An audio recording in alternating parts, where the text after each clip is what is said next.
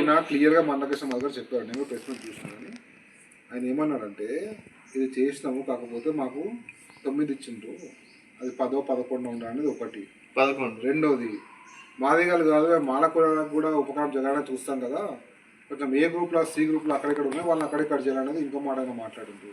ఇవన్నీ చెప్తూనే ఆయన తలపెట్టిన కార్యక్రమం అయితే ఉందో, లక్ష డబ్బులు 1000 గొంతుకునే కార్యక్రమం ఉందో, ఆ కార్యక్రమం కూడా అది ప్రభుత్వ వ్యతిరేక కార్యక్రమం కాదు.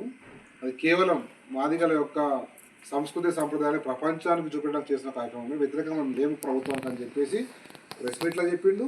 మళ్ళీ మొన్న లైవ్లో మల్లన్న గారికి వచ్చినప్పుడు అదే మాట, ప్రభుత్వానికి మేము వ్యతిరేకం కాదు, కానీ సూచన చేస్తూ ఉన్నాము, అయితే కన్సల్ట్ చేయని చెప్తా ఉన్నాము, అది వెల్కమ్ చేస్తూ ఉన్నాము. సూచన చేసి ఖచ్చితంగా ప్రభుత్వం కూడా ఆ సూచనని గౌరవిస్తుంది, ఇవన్నీ ఉంటే కూడా దాని గురించి ఆలోచన చేస్తుంది.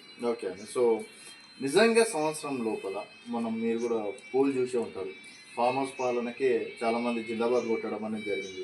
మీ అనంతపూర్లో ఎట్లుందండి? సో ఆల్రెడీ వ్యతిరేకత వచ్చి రేపు స్థానిక సంస్థల ఎన్నికలకు పోయినా కూడా ఓడిపోయేటట్టు ఉన్నారా? లేదండి, మనం మీరు ఫామ్ హౌస్